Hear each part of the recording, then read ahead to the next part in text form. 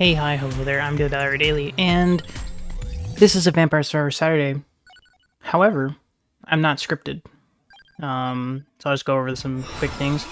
The last time I recorded Vampire Survivor Saturday, I did a script for talking about Psych, just so I wouldn't forget what I was talking about, but this time I decided I was going to not do a script because I felt like the script was a little too binding and I was too focused on reading what it was saying, and I had to cut out way more than necessary, like just random blank spots where I just wasn't talking very much. So my solution this time is when I can't really figure out what I want to say, I'll just pause the recording and then I'll just keep going. But now to really get to the meat though, I'll say that today we're talking about House. Talking about all 8 seasons. I believe there's 8 seasons of House. Yeah, 8 seasons of House that I've seen, everything. But I'll be honest, I'm not talking about House as like season to season like how I did for Psych. I'm talking the general allocation of House as a whole, because the last time I did this, I didn't have a dedicated video for it, and I felt like I just kind of glossed over certain things, and I forgot the names of characters.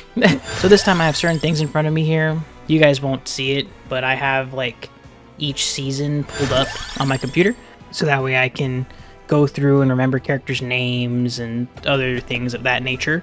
Because last time I talked about the show and tried to talk about it as a whole, in the way that I am right now. It was just kind of a random segment of a 20 minutes till dawn. I think I talked about it again in the Vampire Survivors video like this, but it didn't take up the whole video and it wasn't very specific. I kept kind of sidestepping, I'd forget the names of characters, and this time I just wanted to talk in full about House. So let's get right into it. The first and most important thing we gotta cover here is actually not House. House is pretty, pretty easy to figure out for the most part, and most of the entire show is about talking about House. So let's not talk about House first. Let's talk about his team members, okay? To start off with, we're gonna go with Cameron, okay? Dr. Cameron. She is personified for everything House isn't, for the most part. There are certain aspects where she is very clearly everything that House wants her to be. In particular scenarios, that she's easily manipulated, whereas House is very stern, very strict with his beliefs, and it's difficult to change his mind. Cameron is caring, understanding, and House just says no to both of those things. Will not hold your hand, will not spend time with you, will outright ignore you. In fact, it's kind of the most important point in the first episode, is that House will ignore a patient until he has figured out or wants to know if the patient in question wants to live, basically. Not if they want to survive, if they want to live. If after this procedure, or if after the surgery, if after this, if after that, the patient themselves wants to live with whatever pain, with whatever mental struggle, with whatever it is that has put them in the position that they're in, which is personified in multiple occasions, but let's move on because I've already sidetracked here. The other person I want to talk about here is Dr. Chase. Robert Chase. I actually remembered his name for once. Chase ends up being the better House by the end of the series, and I'm not really going to elaborate or get into that because, well, we're not at the end of the series. I'm talking about the initial beings of each of these characters. Cameron doesn't really change all that much at all. She's very strict in how she believes and what she believes, but is easily manipulated in particular occasions, unfortunately. Even though occasionally she is in the right in about 100 different ways. But Chase, he is kind of a kiss-ass. We're at the 5-minute mark, I can say that. He's a kiss-ass, but he's also right to be a kiss-ass, because he doesn't understand everything. He knows enough, but he's learning. And the most important thing is that he's learning. He knows he's learning. So later on, when he chooses to come back with Dr. Taub, which we'll get to later, he knows he's coming back to learn more under House. He doesn't know that by the end of the series he ends up taking over, but he learns and ends up taking over and becomes the better house. Now, the kind of the thing that I had forgotten, the character's name I had forgotten, no matter how many times I tried to remember, Dr. Foreman. I am sorry. I kept forgetting your name constantly, and that made me look really bad. So, to mitigate that, I'll talk the most about Foreman right now, because he is not a doctor. Throughout every season, he was the one who did the least doctor-y things, compared to Chase, compared to Cameron, compared to Tao, and I feel like House saw that. House saw that Foreman had ambition, that Foreman wanted more, and that's a lot more deeply explained when Foreman and Tao start getting closer. But between the two, between Cameron and Chase, Foreman might not have done as many doctor-y things, but he was the better doctor, if that makes sense. He wasn't the better person, he wasn't the better house, he also wasn't the better of either what Chase and Cameron stand for. He personified what a doctor is. He personified the Hippocratic Oath. He personified saving a person's life above all else, which is what House does. But House doesn't want to save the person's life, he wants to solve the puzzle. Chase became the better House. He didn't just want to solve the puzzle, he also wanted to save the life. As long as they wanted saving. He became the perfect House, the better House. Meanwhile, Foreman became the perfect doctor. He stops kind of being a doctor toward the end, but in the end, he became exactly that. He became the perfect doctor, where it was about saving the life, which is personified in different moments, particularly when he pulls a house at his new job, and he ends up refusing what the hospital asked him to do, which is to not save this person, because the patient did not want whatever procedure it was. I forget what procedure it was, but if he didn't do the procedure and have what happened to him before, which was a situation where, in the first instance, he was helping a patient by doing one of two procedures, because he had overlooked something when doing the first procedure, procedure A. The patient ended up dying because the actual case was what procedure 2 would have solved. He ended up having this same choice again later when he had his own practice, and the patient ended up living the second time. The first time the patient died. But in that specific scenario, he was told not to do it.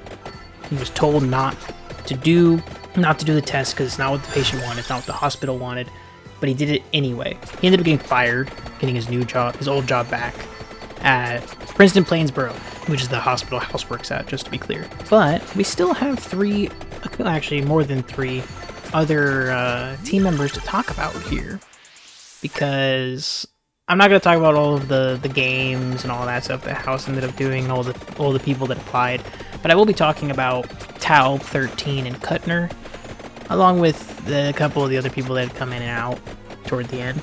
But for now, we're going to move on to Tao, because Tao is probably the more interesting to me between the three characters that we're going to be talking about here in this little batch. Aside from Kuttner, who not going to lie, he was my favorite. I won't lie to you, he was my favorite. He was a nerd, he was cool. But unfortunately, yeah, I will get to him. When we get to him, he'll be last. Tao was my second favorite of this batch, because he had such an interesting relationship with Foreman. I won't lie, that's kind of the only thing. He became more interesting later when he decided to come back with Chase. I was not expecting that. But I was also not expecting him to have 2 kids with 2 different women, which kind of killed him for me. But he was interesting to me because he decided to work for House instead of staying with the practice he had to make so much more money.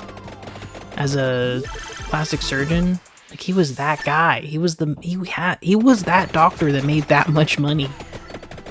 But to work for House was a downgrade, mentally, physically, capability. I don't have a whole lot to talk about with Tao, I'm not gonna lie. Just that I'm glad he made it work for his kids. I'm glad Chase is not so demanding that Tao can still hang out with his kids later on in the series, whatever. 13. Not gonna lie, I thought she was gonna be way more self-destructive. It was gonna make me care way less about her. But she was definitely interesting. Again, because of her connection to Foreman. Especially because of how she got Foreman to act. Sorry, I turned away from my mic, so that might have sounded weird. But 13 was interesting because of her self-destructive nature involving her condition with Huntington's. I was kind of hoping she would crash and burn faster. I won't lie. It kind of made the Huntington's thing a little too background with her self-destructiveness. I mean, she was still plenty self-destructive. But because of how they made her act throughout the show, I would have liked it a bit better. I'm not gonna lie, so far I've sounded very critiquey of all the characters. But I think it's because of how they act and how they do things and how impossibly annoying how some of these characters act that they end up being so much more interesting to me. Like, every character has problems. Some of them are problems that are actually negative. Some of them are problems that make the show more interesting. So far, I've talked about all of the problems. The actually negative problems that a lot of the characters have. I'll get to other important characters like House and Wilson later, but the problems that these characters have don't make the show worse. Because I watched through the entire series very quickly because of how interesting the show was. And none of the negativity that I'm presenting here is as bad as it sounds compared to how the show actually is. But to move on, or get back to the point, 13 was also probably more interesting to me, would have been my second favorite character, apart from Kuttner and apart from my actual favorite, which was Wilson, if Dr. Masters wasn't a character. Who, probably my second favorite character, making 13 3.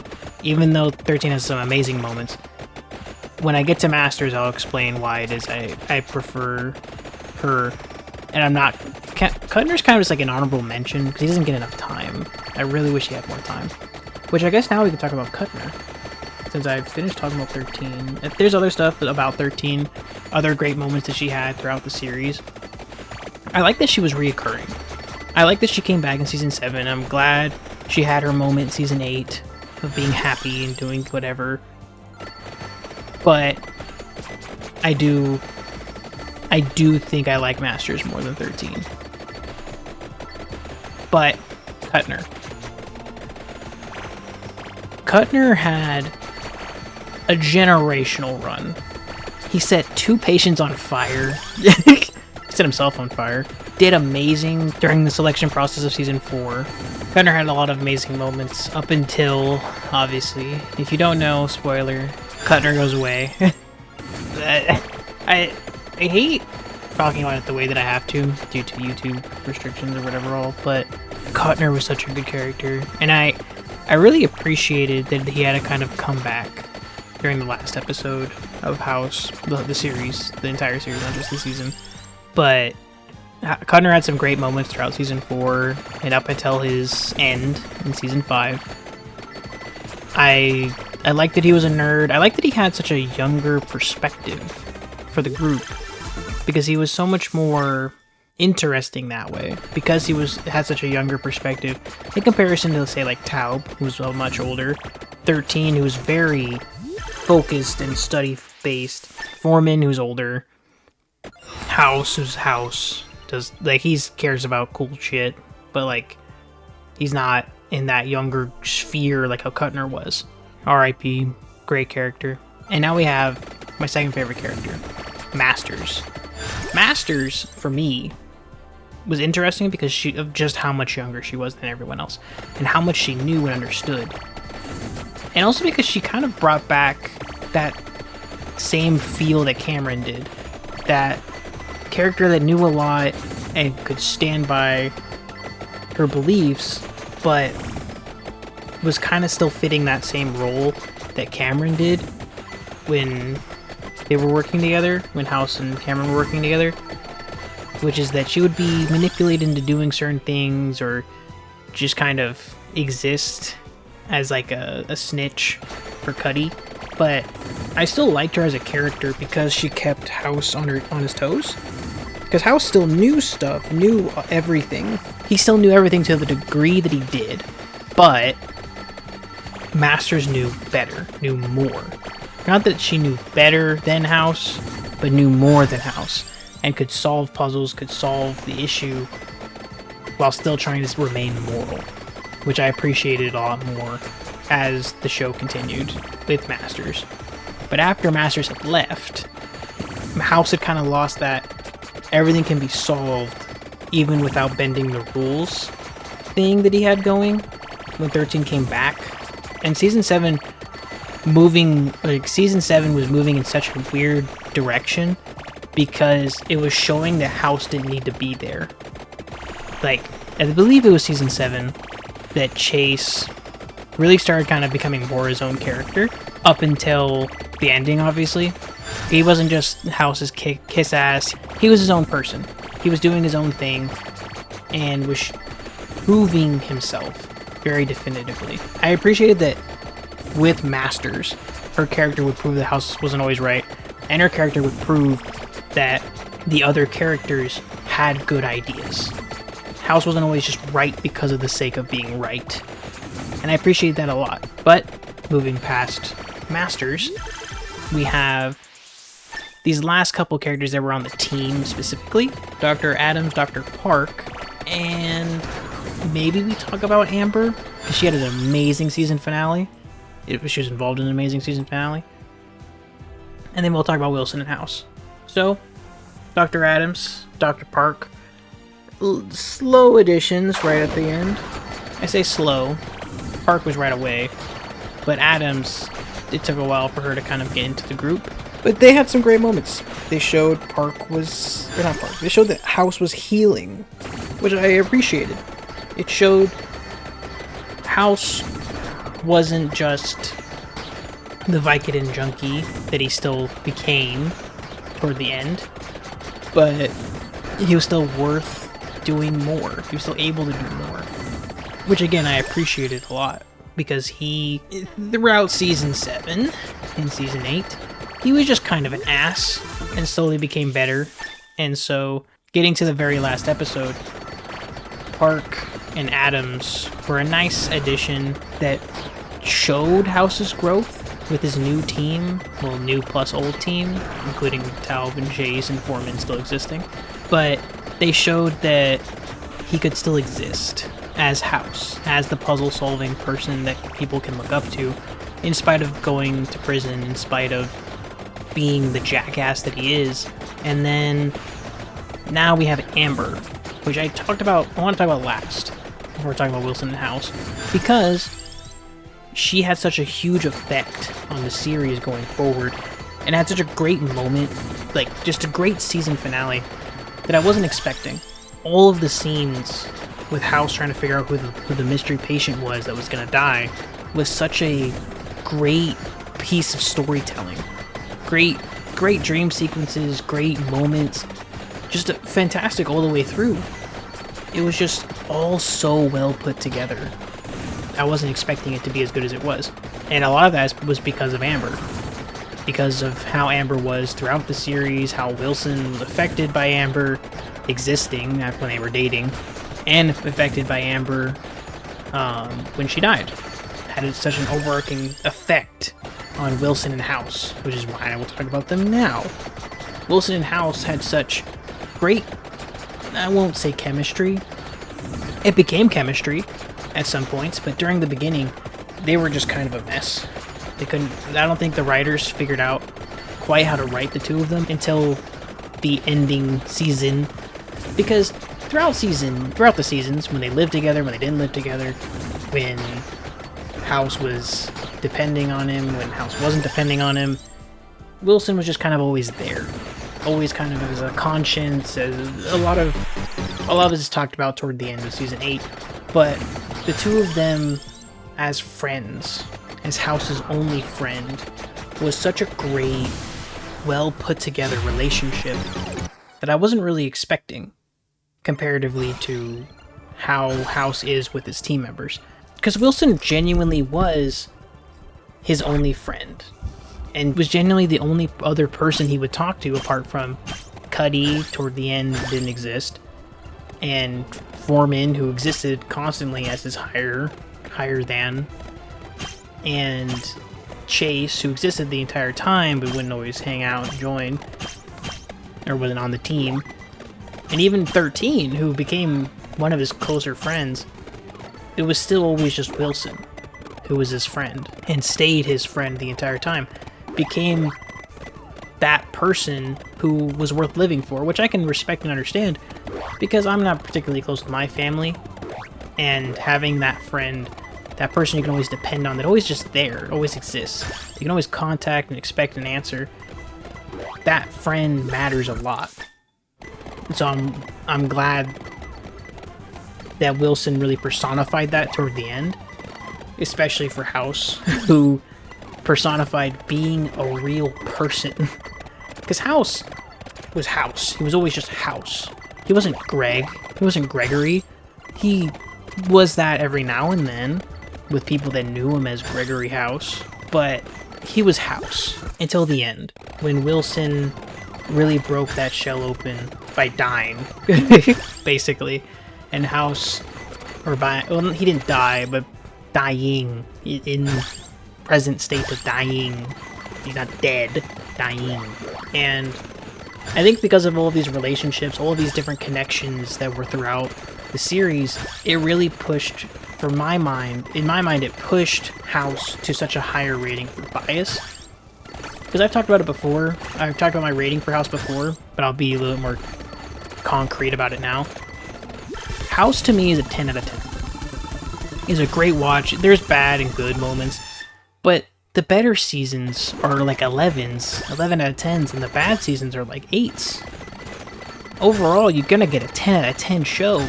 Like, the average is 10. It's such a great story through and through. House has such great arcs. The characters that are involved throughout each arc are so interesting and add on to the story so concretely, and it's just so well done. And so, yeah, because of that, House to me is a 10 out of 10. And I think that's everything I wanted to talk about. Freehanding this was a little difficult. I won't lie, there's going to be a couple moments here and there that I'm going to have to edit around what I'm saying, because I tangent so bad. But hopefully it's still semi-clear. Hopefully you guys enjoyed. Hopefully you enjoyed the vampire survivors in the background. But that's going to be everything. Look forward to next week playing some Skul again for Sunday. Playing some Mega Bonk for the rogue-lite power hour. Playing 20 Minutes Till Dawn for Tuesday. Obviously, Witchfire Wednesday. More Slay the Spire on Thursday. If you guys want me to play something for Community Hour, I suggest it now. This is the last day you'll be able to suggest it, because next week's schedule will be concrete, and I won't be able to add anything to the schedule. Look forward to another Vampire Survivor Saturday next week. Not sure what I'll talk about, but I'll find something. So, I will see you guys next time.